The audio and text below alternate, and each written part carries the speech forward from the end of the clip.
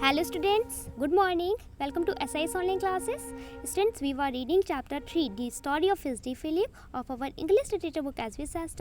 In our last video, our topics were summary of third and fourth stanzas of this chapter 3, the story of Fidgety Philip, and our next topic was poem of chapter 3, the story of Fidgety Philip. So students, in our last video, we have read and explained summary of third and fourth stanzas of this chapter 3, and after it, we were reading and note down 8-line poem of this chapter 3 in our Fair English Literature notebook in our last video. So students, we have completed all this work in our last video, and students, today's our topics are exercise A, fill in the blanks to complete these sentences, which is in your page number 25 of this chapter 3 this story of Fidgety Philip. And our next topic is a word meaning of this chapter 3. So students, firstly, today we shall read and solve exercise A, fill in the blanks to complete these sentences, which is your page number 25. And after it, student, we will read and note down word meaning of this chapter 3 in our Fair English Literature notebook in our today's class. Okay, so all students pay special test in your class and listen to my words clearly. Let's see.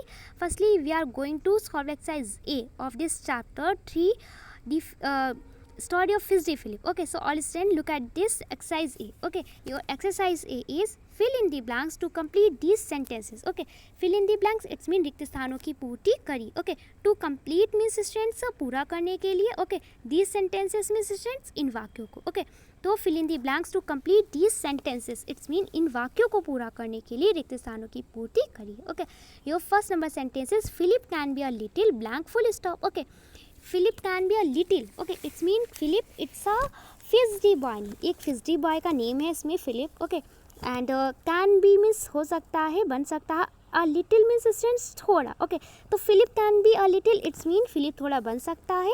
The correct word which we can be write down here in the first number blank is gentleman. Okay, gentleman, it's a correct word for the first number sentence. Okay, so all students write down here in this first number blank gentleman, GENTLEMAN, gentleman. Okay, gentle means student सज्जन व्यक्ति, एक ऐसा person जो good behave करता हो, सबके साथ अच्छा behave करता हो, उसे बोलते हैं हम जेंटलमैन, सज्जन व्यक्ति. ओके, तो student when we have write down here gentleman, then our sentence become Philip can be a little gentleman. It's mean Philip थोड़ा सज्जन व्यक्ति बन सकता है. Okay, let's see second number sentence. Your second number sentence is Philip should sit once at blank full stop. Okay, Philip it's a name of a Fidgety boy. एक Fidgety boy का name है यहाँ पे Philip. Okay, should means चाहिए, sit means बैठना, once means एक बार. Okay, at means पर.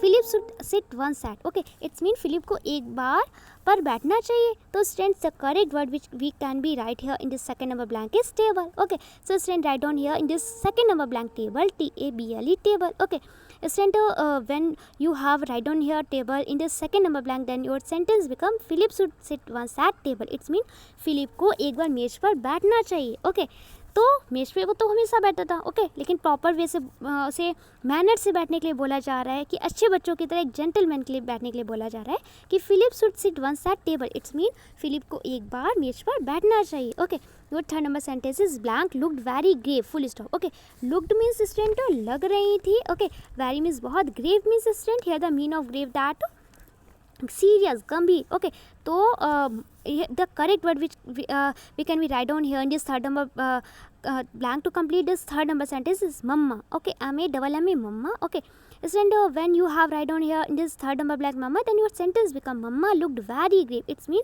मम्मा बहुत, मतलब माँ बहुत गंभीर लग रही थी, या माँ, ओके, माँ बहुत गंभीर लग रही थी. ओके, बहुत ही सीरियस लग रही थी मम्मा. ओके, तो फिलिप की मॉम थी, बहुत ही गंभीर लग रही थी जब फिलिप शैतानी दे रहा था ना, टेबल से गिर गया था ना अपनी चेयर से. Okay, and let's see four number sentence. So four number sentence is Philip swung the chair blank and blank full stop. Okay, तो Philip swung means student SWUNG. here the meaning of swung that होता है कि घुमाना या झुलाना. Okay, झुलाने के sense में लेंगे. Okay, जैसे शीशा को स्विंग करते ना, शीशा को मतलब झुलाते ना, स्विंग करते झूलते, वैसे ही स्वंग होता है. स्वंग मीन्स होता है झुलाना, SWUNG. Okay, I think it's a second form of swing. Okay, SWING swing की second form है ये swung. Okay, तो Philip swung the chair. Okay, तो फिलिप ने अपनी कुर्सी को झुलाया. Okay, blank and blank full stop. तो student, Philip swung the chair backwards and forwards. Okay, so all student, firstly write down in this first number blank of 4 number sentence backwards, BACKWORDS, and after it write down forwards in the second number blank of this 4 number sentence. Okay, forwards FORWARDS, and when you have write down backwards and forwards in the given blanks, then your sentence become Philip swung the chair backwards and forwards. It's mean backwards means पीछे की ओर and forwards means आगे की ओर. Philip swung the chair backwards and forwards. It's mean Philip कुर्सी को पीछे की ओर और आगे की ओर झुला रहा था. ओके, फिलिप ने कुर्सी को पीछे की ओर और आगे की ओर झुलाया. क्लियर? स्वंग में झुलाया. Clear? Your 5 number sentences. Philip's mother blank when Philip blank down. Okay, तो फिलिप्स मदर फिलिप की माँ. ओके, वैन मीन्स जब फिलिप गिर गया. तो स्टूडेंट फिलिप की माँ ने कैसा बिहेव किया था? ओके, कैसा अपना रिएक्शन दिया था? The sentence, the correct word which we can be write down here in this blank of 5th number sentence is frowned. FROWNED. Frown means get angry. Okay, गुस्सा हो जाना. ओके, गुस्से से मतलब गुस्से से देखना. तो फिलिप्स मदर फ्राउंड. ओके, तो जो फिलिप की माँ थी ना, ओके, तो फिलिप की मदर बहुत ही गुस्से में देख रही थी. When Philip fell down. Okay, so student write down here in this second number blank of this 5th number sentence is fell. Okay, 5th number sentence का जो सेकेंड नंबर ब्लैंक उसमें क्या राइट डाउन करेंगे? Fell. FELL means होता है गिरना. Okay, down means नीचे. Then your sentence become Philip's mother frowned when Philip fell down. Okay, frowned FROWNED. Frowned means होता है गुस्से से देखना, बहुत ही क्रोध में देखना. फेल मीन्स होता है गिरना. FELL गिरना. ओके, डाउन मीन्स नीचे. Philip's mother frowned when Philip fell down. It's mean Philip की माँ ने गुस्से से देखा जब फिलिप नीचे गिर गया. ओके, तो एक तो वो सिर्फ अपना ही नीचे नहीं गिरा था, साथ में क्या किया उसने? गिरते टाइम ना मेज की क्लॉथ को, इट मीन मेज पोस्ट को, जो मेज पे कवर पड़ा हुआ होता है ना, उसको भी कैच कर लिया था, पकड़ लिया था. तो अपना तो गिरा ना, साथ में उस मेज में जो मेज का क्लॉथ था उसे भी गिरा लिया. उसके ऊपर जितना सामान रखा था सब अपने ऊपर गिरा लिया, है ना. तो मॉम तो गुस्सा करेगी ना, खुद तो गिरे, साथ में सारा सामान भी, सारा डिनर भी गिरा दिया था. ओके, तो Philip's mother frowned when Philip fell down. तो फिलिप की माँ ने गुस्से से देखा जब फिलिप नीचे गिर गया. Okay, your 6th number sentence which is last sentence of this exercise is Philip was found under the blank full stop. Okay, Philip was means था, it's a past continuous and singular form helping verb. Found means पाया गया. Okay, under means नीचे. D. Okay, the correct word which we can write here in this blank of 6th number sentence is tablecloth. Okay, so we have read this chapter and we know that Philip was found under the tablecloth. जो Philip कहाँ पाया गया था? फिर tablecloth के नीचे पाया गया था. Under means नीचे. Okay, Philip means Philip, was means था, found means पाया गया, under means नीचे. The tablecloth means student मेज का कपड़ा. Okay, it's बोल सकते हैं मेज पोस्ट को बोलते हैं. Okay, जैसे बेड सीट होती है ना, बेड पे बिछाते हैं, वैसे ही क्या होता है? टेबल क्लॉथ होता है, मेज पोस्ट होता है. क्लियर? तो students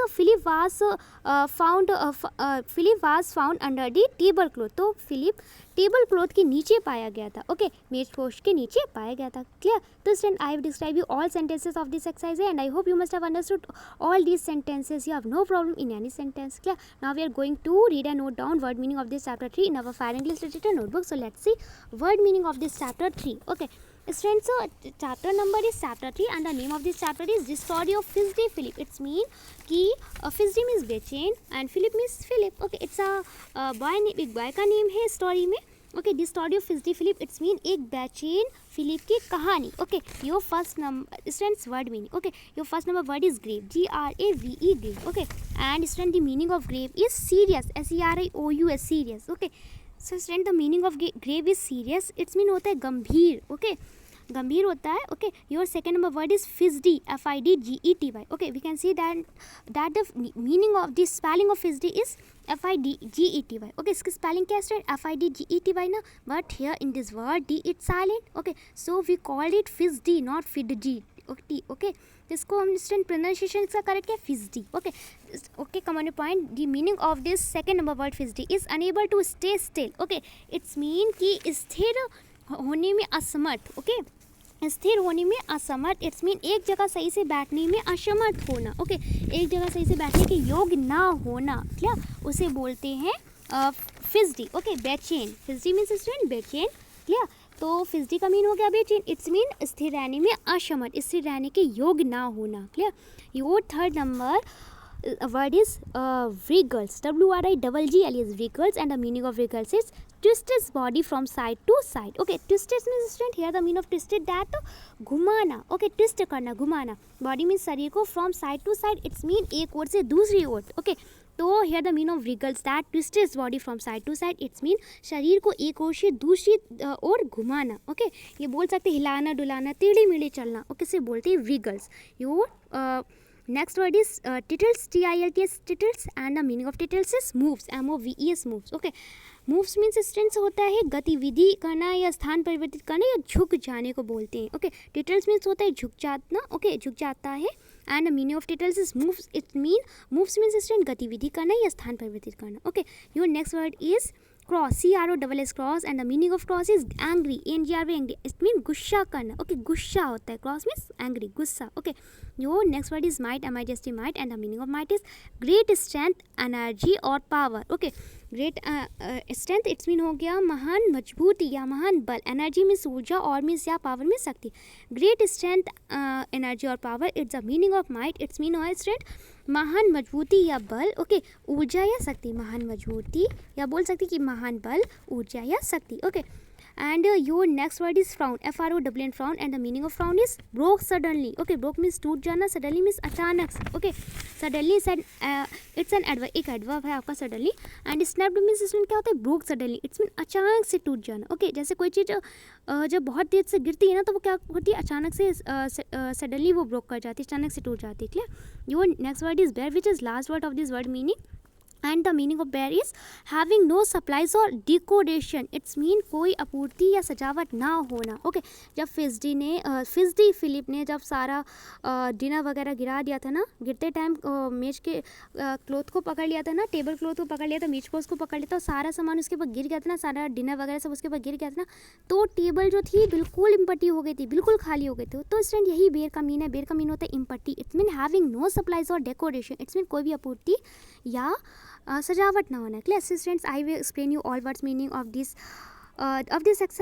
chapter 3, the story of Fidgety Philip, and I hope you must have understood all these word meaning. You have no problem in any meaning of any word. Okay, so student, today's classwork is that firstly complete exercise A of chapter 3, the story of Fidgety Philip, in your English literature book as we discussed, and after note down these word meaning first to 9 of chapter 3, the story of Fidgety Philip, in your file English literature notebook. It's a today's classwork, and students, your homework is that fill in the blanks of chapter 3, the story of Fidgety Philip, from your English literature book as we discussed, and after it learn word meaning of this chapter 3, the story of Fidgety Philip, from your fair English literature notebook. It's a 2 days homework. So student, your class 1 homework is clear na?